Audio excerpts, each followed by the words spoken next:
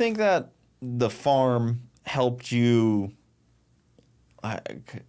dietary health maybe? Like, because, food now is so different than what you were experiencing that I would imagine that it's almost like that first early childhood development of like only eating real food has probably lasted you, pushed you into the right direction your whole life. Because, you think about it, we didn't have sprays for crops, like your tomatoes or beans or whatever on the thing. And we didn't have that. I mean, there was just a certain amount that you knew that something was going to eat, and that was it. Yeah. Now, later on, they had some sprays that came out, but we didn't use none of that stuff. It just was when you put your crops out there on the thing, you just hoped that there wasn't a lot of deer there at that time. There is a lot there now, but you just hoped that something didn't get into it or some kind of bugs or whatever didn't get into it and tear it up. But it was, I think, real food. It's real food on the thing. Tomato was like, you didn't have to worry about washing the thing up. Just go out there and pick one and take a bite of it. It's like, there it is, Or beans, you just pick them, string them, cook them, and there you go. It's, okay. And making your bread, well, we grew wheat, and there was a little town of Marshall, which got wiped out down there. But at that time, they had a mill down there, and M-I-L-L. And we would take wheat down there that we raised, and they'd grind it and make flour out of it. And that was our flour. It's like, okay. I mean, it's just one of the things we'd done, and it's like, okay, I guess everybody does it, but they don't or didn't. And you could do cornmeal the same way, and then you had your regular flour, but it was... Was it water-powered? Or... No, this year was water-powered. It was down in the town of Marshall, and they had a wheel run off at the river there. Yeah. It was the water power, That's interesting. Because funny enough, by me, they always had old windmills. Yeah. It was all wind powered because they didn't have really running water on Long Island. They didn't have like rivers all over. Yeah. But they could put up a windmill and do the same kind of concept of grind up wheat. Exactly. And I remember my first time going there, and I thought, what'd they do here? Well, all that wheat that we harvested and took it down, and there it was, and it's poured in this big thing, it's ground up, and all of a sudden you had this, what is that? It's flour. Oh, okay. All right, good. And that's what your mom, this guy said, what your mom uses to make the bread that you like, or the biscuits or whatever. Yeah, well, it sure is, And so then you get to see all of it now. And, you'd have, when you'd plant your seed, for your crops, you look at it and think, okay, I mean, you don't know what it's going to be, but, that's a corn, that's a bean, that's a this or that. And you put that into the earth, and then here it starts coming up, and it's a lesson within itself to get to see those things. And you think, okay, you take this little seed, look at that thing, drop it in there. Could be an acorn, oak tree, could be a little seed like an apple, could be a cucumber. I mean, depending on what you're doing on thing. And you're putting the seed into there, and then up comes your piece, and then you harvest your crop. It's I don't know if it's people talking about magic. Well, it ain't magic, but I mean, you get to see the whole process right there. And yes, some of the people asking they live in the true inner city of things about crops, and they're like, what? I mean, they never get to see that, No, like a weed? Yeah, you might see a weed going down the back alley somewhere, and think, what's that? It's a weed. Yeah, like Can you eat that? No, you can't eat that thing, but it's a weed, yeah. People don't grow anything. And, I've often even kind of been frustrated by the state where they plant all of these plants, but none of it grows anything.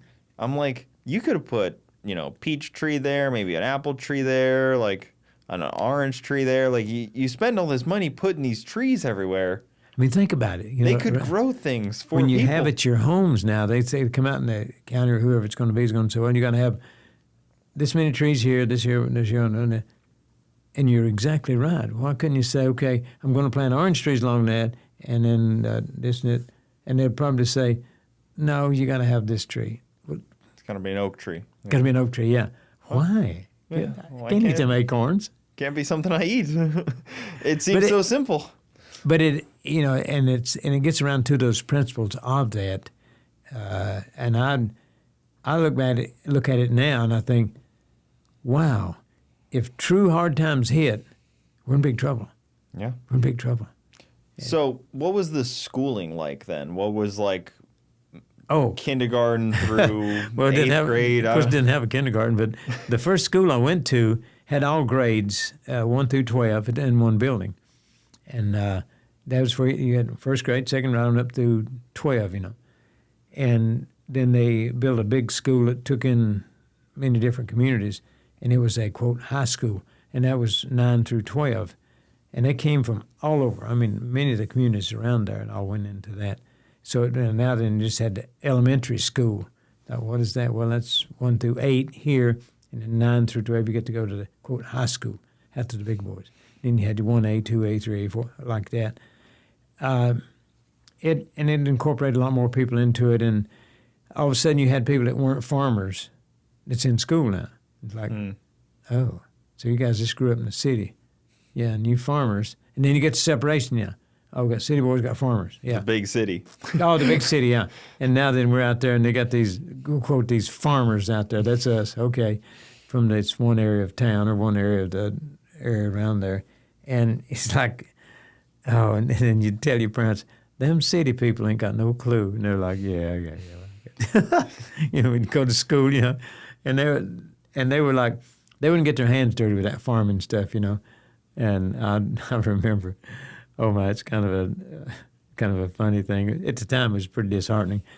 This one girl, and it's the only romantic thing I'll mention on it. Oh, she was so pretty, and I thought, I'll just get up the nerve and ask her for a date, which I did. Now she set me straight right quick. She said, "Sammy, I don't date farmers," and I thought, oh. Yeah, she said, "Sammy, I don't date farmers." Messed up. Oh, crushed, boom. Yeah. She could have stabbed me with a rusty knife. It wouldn't hurt as bad.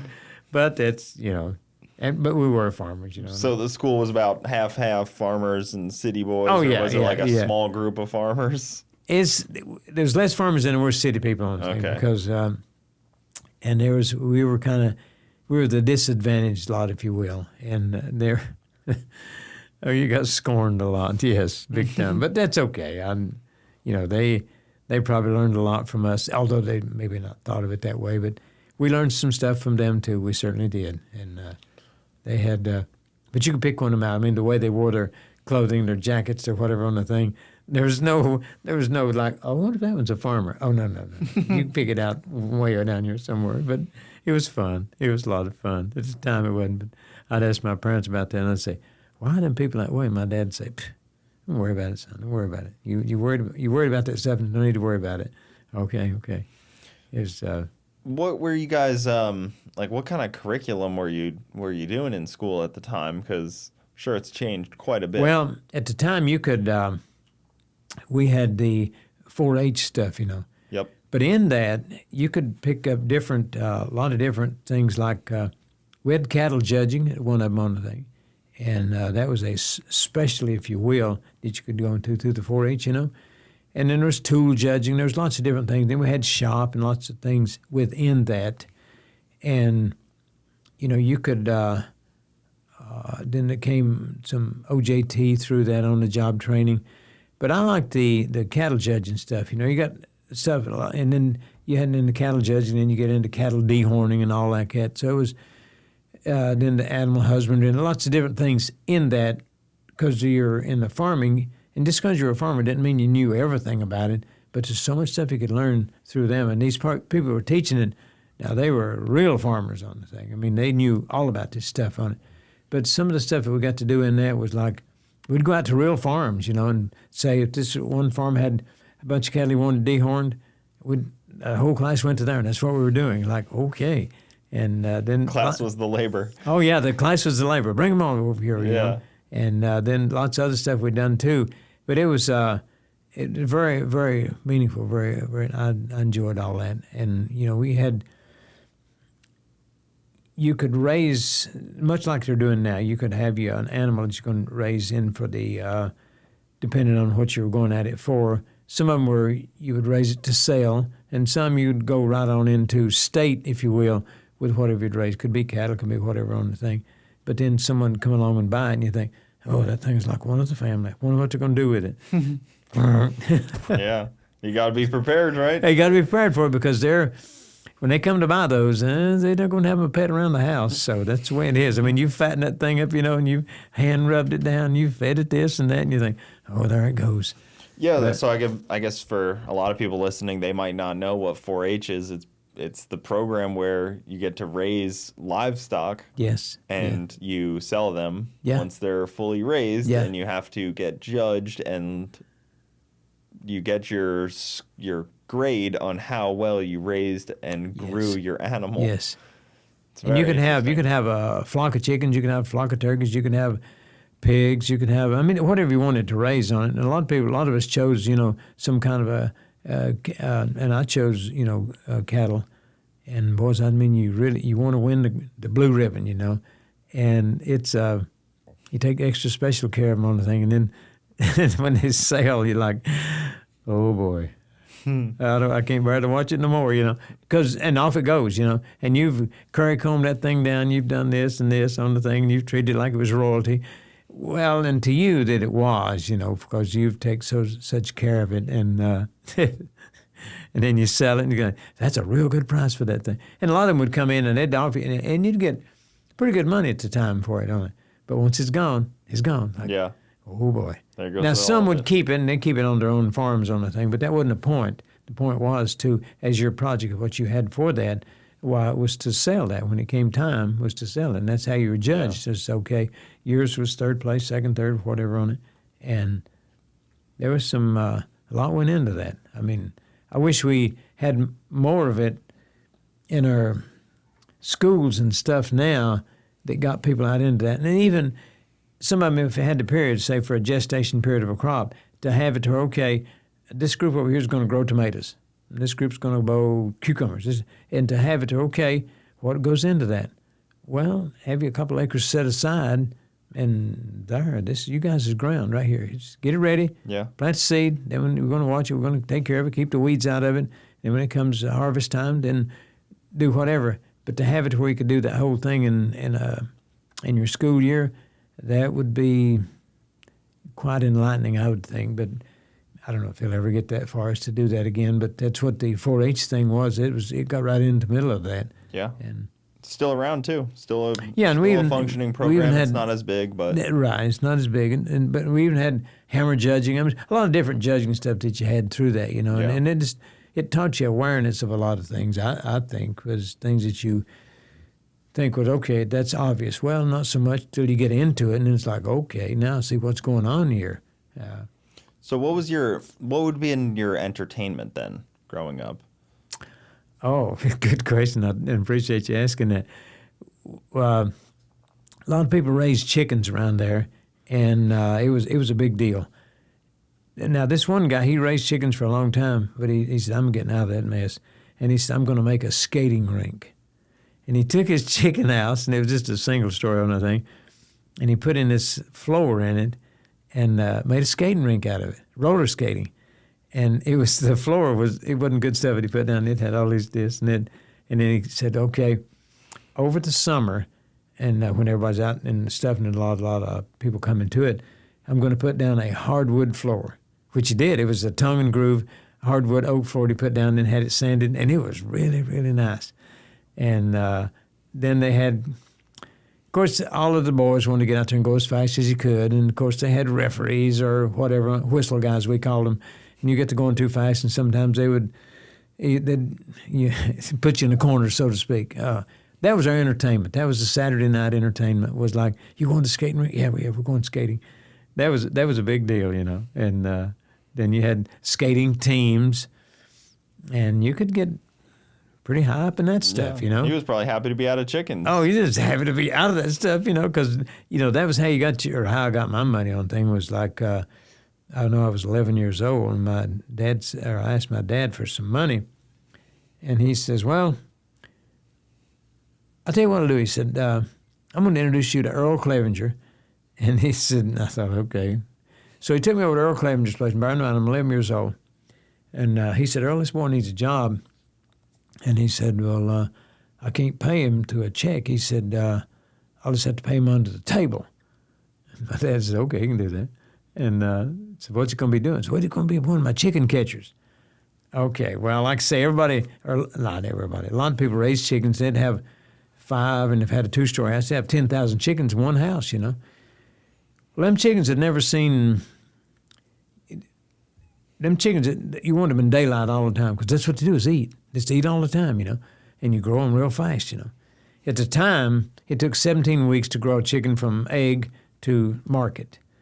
And now then I think it's 7 now. But anyway, because they enhanced the food now. Mm-hmm. Well, them chickens, bear in mind, the lights have been on the whole time. They don't see any humans because the feed's put in a big rotating thing here. It just runs it through all the time. Them chickens, and what they're doing, well, they're just sitting around eating, And that's, so when they're ready for it to take to market, well, you take these people in there, it's your chicken catchers, and they go into one end of the chicken house, and them chickens are like, what the heck is that? It's humans.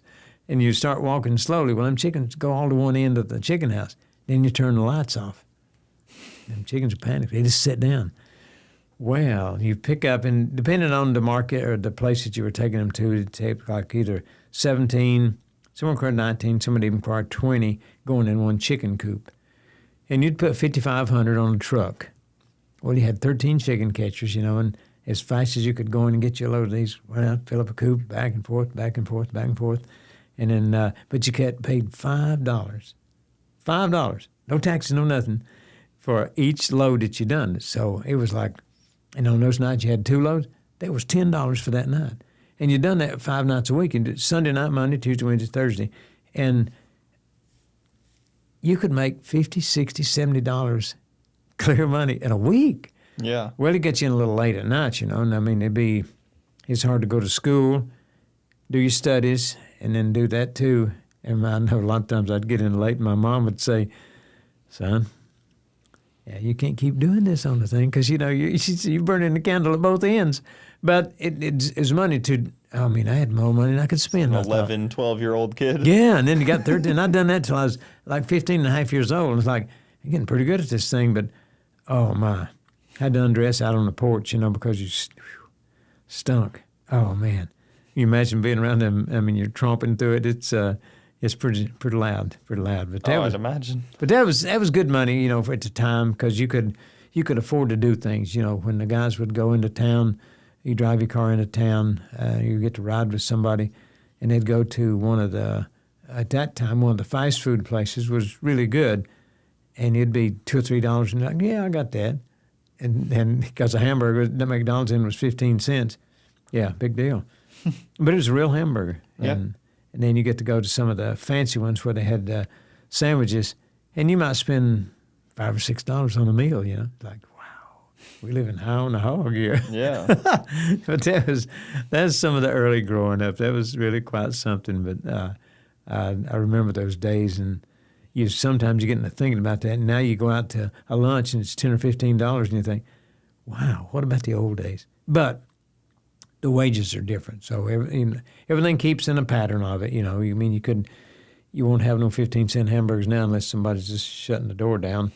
And I don't think anybody would want to eat a 15-cent hamburger now. Like, okay, there's something wrong with that. Yeah, no, thank you. I think I'll pass on that. Okay, yeah, if you don't mind, I'll just pass. Give mine to somebody else. But now then, your minimum wage is up. Whatever it is, and going higher in some places. So pretty soon it'll be to $20 or $25 an hour. Well, naturally, everything has to go along with that, what does they say? A rising tide raises all ships, Yeah. So, and it does, You can't have, and everybody's always looking for the better price. Well, how close to zero can you go on a price? When you get to zero, what's there? I can tell you what's there, zero. So when you say you got to do a better price, so do you really? How you going to survive? So you got to be within reason. You got to be in the market, so to speak, on it. And when people are constantly coming at you with, well, you got to lower that price, and you want to say, well, if I went to zero, would it be okay? Or maybe I put a $5 bill in this package and give it to you. But that's just the nature of the person that's in us, and they hit us with a bill and you think, oh, can you do any better? I don't know if I could have done any better. I've done it to start with, but no, you know where I'm coming from on it. So well, you know, we even lost like the barter system in a way as well. Like you were touching on a little bit on the farm, like oh, you know, I do this, you do that, like exactly. It's like a shame because that system is like a human nature thing. It's been in human nature forever, thousands of years. It's been a barter system. And it worked, you know. I mean, it'd be tough to do it today because we're so entrenched in what we do. But it would work because, you know, people say, hey, time for dollars. Well, let's say the dollar was out. What would you do? Yeah. Use your skill set of what you have to make you something or to get you something. Say, if this guy over here's got something you want, what skill set do you have you could trade him for that? Yeah. Well, I don't know. Let's find out what he needs. Let me see if he needs me, or I know I need him, but let me see if he needs me. And you trade it that way. And now there's some countries that still do that big time. You know, that's the bartering system that they have. Well, it's interesting too, you know, if to do that thought experiment and okay, what would you be able to trade? And then you're like, oh shit, what skills do I actually, you know what I mean? What do I have? What skill do I have besides just like physical labor? The oldest skill of all time. There you go. There you go. A warm body. There you go. There you go. Well said. Well said. Because you sit down and you quiz yourself and you say, okay, he may not need the skills I've got. Okay, well, maybe you could just use some labor around the house cleaning stuff up. Yeah, well, you could trim that tree over there and do this or the other thing, and I'll give you this bucket of this or whatever. And that's the way it goes, you know. I remember in the summer sometimes we would trade out things. I'd help people cut their tobacco. Well, they'd trade stuff back with us for different things. And it was just, I never saw money exchange hands. It was just labor exchanging, you know. And stuff would work out. You didn't get down to where, okay, I worked 5 more hours and you only worked 4 hours and 55 minutes. No, that people got along better. Yeah, there's a trust. There was a trust factor in there, you know, and a completion of the task, if you will. You know, and when you helped out, this guy set out his acre of tobacco, you set out your acre of tobacco, we knew what it was, you know, and everybody gathered up and went over there. And if you're fortunate enough to have a vehicle to drive over there, you didn't say, okay, if you're going to ride with me, you're going to have to pay some gas. No, it didn't. It's just not the way it was. Speaking of gas, I remember the first date I went on, I got some gas, and it was 19.9, you know, 19 and 9 tenths, 19 cents and 9 tenths of a gallon for a gallon of gas. Wow. But at that time, you know, you got 5 gallons. That's $1. Yeah. It's like, wow, got 5. Some good leaded gasoline. Yeah, leaded gasoline on the thing. And it's just, oh, my. Yeah, I remember those days. Yeah, 19 cents. Wow. And then they'd have, and then you get back up, it would price suggestion, you'd be back in the 23, 25. And then sometimes you get to a place and it'd be like 30 cents a gallon. Like, 30 cents a gallon. Wow, what are we going to do? And then they'd have a price war between some of the stations. Oh, now it's down to 23. Yeah. But they don't do that anymore. Now it's just like, okay, that's $3, that's $3, that's $3. Okay, they're all $3. Just well pull in here, you know. So 19 cents. That was probably as cheap as it really got. Yeah, it was the cheapest I remember. It was like 19 and 9 tenths on the thing, and it was a place called the Economy Oil Company, and it was like, wow, you could go in there and get $1. I'll take $1 worth of gas out there, and he'd see where you were. Sometimes he'd come out and pump it. A lot of times, if they knew you, they'd let you pump your own. And now that pump your own thing's a big deal now. But sometimes you had an attendant come out there, and you give him money, he'd come up to your door. Yeah, what do you need? Give me a couple of dollars at regular. Or in that case, you could buy high test, you know, which was kind of like 87 or 93, you know. Give me a couple of dollars worth of that high test. Oh, okay. So you'd pay him, and he'd go pump it in on the thing, and off you go. Oh, my. Check on that hood for you? No, it's okay. Yeah, and then, I mean, it's crazy to think, and then you just saw it keep rising from there and endlessly. Oh, it really just got, think, wow, where's it going to end? And then if you had a 100, 150, or 200 horsepower car, you think, wow, this thing is, just take off and fly. And now then, oh, my. You had one of them now, I think, dang, get that thing out of the way. Yeah. And well, even like you see, you know, old Ferraris and Lamborghinis, and they're just so slow. Like 70s, 80s stuff is just so slow. Even like the top of the 70s, 80s are just. Yeah, we're trying to meet the emission standard on thing, and you look down in there and so what's the thing got? Well, it's got 150 horse. Across the board, like Novas and stuff were just slow. They were pigs. And the combustion chamber would be this big, like, okay, you'd have to put a half a gallon of gas in there to get it to fire. Oh, my. Well, we've got to meet that emission standard. And then you had I remember on a Corvette one time, it showed down there, it was like 280 horsepower on the little placard down there. I was like, man, that's big. And at the time, that was big. And then now you look down on the placard like 700 or 800 or whatever. Oh, my. Yeah. But, I remember some of those on it. It was, golly, the combustion chambers on it. They'd have like, in the combustion chambers, being the 70s, some of them maybe like 78 cc's on your combustion chamber. Man, God. And they wouldn't get out of the cars wouldn't get out of their own way. And they knew better. They just couldn't do better. Absolutely knew better. Oh, yeah. Just weren't allowed to. You can't do that. And then we had the gas lines. Give you an idea now. Okay, you remember the other day when we had the hurricane? Here's an analogy for you. Back in the 80s, we had the world's run out of gas, so they say. And everybody's lined up to get gas, Oh, you can only have 10 gallons over here. Well, that's all you can have. Lined up forever down through there. The other day, what happened the other day at the storm? What's the big long lines for? Well, people in there get gas. This one station I was at, I pulled in there, and what I get to see? A fist fight broke out over. I was in line already. No, you pulled in here. Man, come on. So you get gas. What are you going to do? Where are you going to go? You can't. A lot of the roads are blocked. They're just driving around. Yeah, driving around looking for gas. Driving around looking for gas. Oh, my. It was, and then, all of a sudden, as soon as the storm had passed, in a couple of days, okay, all the gas station got gas over there. There's only a couple of cars there. Yeah. And what was all the panic about? Once everybody got power back. Yeah. And then with some station had, I know it was a 7-Eleven down on 64. Hey, they got gas, never opened up. And the line was immediately way down through there. Like, okay. And before the people way down the end of the line got in, out of gas. Yep. Oh. Yeah, that would be my worry. You see those trucks pull up, they're not that big. They're only so big when there's a long line. I mean, you got, 5, 6, 8,000 gallons of fuel, and they got all these people lined up for a mile down through there. Well, they're giving it free at the Freedom Factory. Yeah. At Bradenton, they were lining people up with a truck full of gas to give free government gas. 10 gallon of gas here. I'm like, okay. Yeah. But I didn't, but a lot of people did. They had there for one day. They were lined up. Big long line, yeah. Guys, thank you for tuning in to the Bogetti Clips YouTube channel. For the full podcast, check us out on Bogetti Studios YouTube and all your audio platforms. Also, hit that subscribe button to not miss out on any of the new Bogetti clips coming up.